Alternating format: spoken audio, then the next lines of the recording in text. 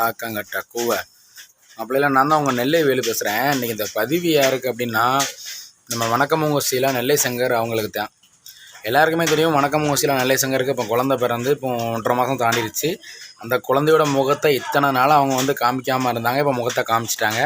அது போக பார்த்தீங்கன்னா, இப்போ வணக்கமுங்க சீலாவும் நெல்லை சங்கரும் வந்து ஒரு குற்றச்சாட்டை ஒன்று முன்னால் வச்சுருக்காங்க. அது என்னென்னு நம்ம வீடியோ ஃபுல்லாக பார்ப்போம். வீடியோ தொடர்ச்சியாக பாருங்கள். அப்போ தான் நான் பேசுகிறலாம் தெரியும். வாங்க வீடியோக்குள்ளே போகலாம்.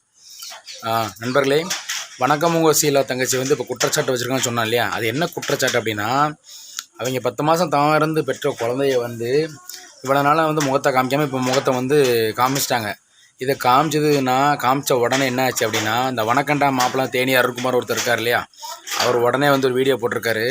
நெல்லை சங்கர் சீலா உங்களுக்கு வாழ்த்துக்கள். அதான் நீங்கள் வந்து 10 மாதம் தவம் இருக்காமல் வாடகைக்கு எடுத்த குழந்தை ரொம்ப அழகாக இருக்குது. நெல்லை சங்கர் மாதிரியும் இல்லை, சீலா மாதிரியும் இல்லை, அந்த குழந்தையோட அம்மா அப்பா மாதிரி அழகாக இருக்குது அப்படின்னு சொல்லி இப்போ அந்த குழந்தையில அவர் பேசியிருக்காரு. அது போக சீலா தங்கச்சி என்ன சொல்லுது, எங்களுக்கு யூடியூப்பில் நல்லா வியூஸ் போகுது, சப்ஸ்கிரைப் ஆயிடுது, எங்களுக்கு யூடியூப்பில் நல்லா காசு வருதுன்னு நிறைய பேருக்கு பொறாமை. இந்த பொறாமையால் வந்து இன்னொரு சேனல் குட்டி வணக்கம் 3 சேனலை ஆரம்பிச்சிட்டாங்க.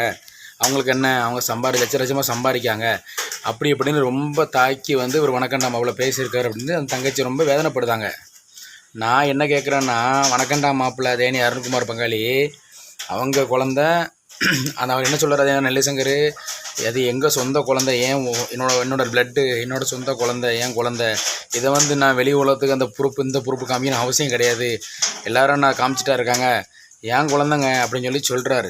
அவர் சொல்கிறது நியாயம் இருக்குது. நெல்லை சங்கர் மாப்பிள்ளை சொல்கிறது இல்லையோ, இப்போ வணக்கண்டா மாப்பிள்ளை இப்போ குழந்தை பிறந்து நீ இதுக்கு முன்னாடி தலைகாணி வச்சுருக்கு நீங்கள், அடுத்த சும்மா பொம்மையை வச்சுருக்கு நீங்கள், அதுக்கப்புறம் குழந்தை பிறந்த நீ அடுத்த குழந்தை நீங்கள், இப்போ அவங்க சொந்த குழந்தைங்கிறத அவங்க நிரூபிச்சிருக்காங்க குழந்தையோட முகத்தை காமிச்சு. இப்போ நீங்கள் என்ன செய்ய போகிறீங்க சொல்லுங்கள்? பேசின வார்த்தையை எடுக்க முடியுமா சொல்லுங்கள்? வணக்கண்டா மாப்பிள்ளை சொல்லுங்கள். அதனால் குழந்தைய பற்றி பேசாதீங்க. அவங்க ரொம்ப மனசு வேதனைப்படுறாங்க. நீங்கள் வந்து உங்களால் முடிஞ்சால் சப்போர்ட் பண்ணுங்கள், இல்லையா அவங்க பாட்டு அமைதியாக விட்டு போயிருங்க, அவங்க லைஃப்பை பார்த்துக்கிடுவாங்க. ஏங்க இவங்க மட்டுமா யூடியூப் சேனலில் குழந்தைய வச்சு சம்பாதிக்காங்க, வீடியோ போட்டு எத்தனையோ பேர் குழந்தைய வச்சு சம்பாத்தியம் பண்ணுறாங்க, சரியா? அதனால் அவங்கவுங்க லைஃப் அவங்கவுங்க பார்த்துக்கிடுவாங்க. அதனால் நீங்கள் வந்து இனிமேல் குழந்தைய பற்றியோ சீலா பற்றியோ பேசாதீங்க வணக்கண்டா மாப்பிள்ளை பங்காளி, சரியா? அவ்வளோதான் சொல்லிட்டேன். ரைட் நண்பர்களே, உங்களுக்கு வீடியோ பிடிச்சதுன்னா லைக் பண்ணுங்கள், கமெண்ட் பண்ணுங்கள், ஷேர் பண்ணுங்கள், மறக்காம நம்ம சேனலை சப்ஸ்கிரைப் பண்ணி இந்த பெல்லை அமைக்கிறீங்க நண்பர்களே. நன்றி, வணக்கம் நண்பர்களே.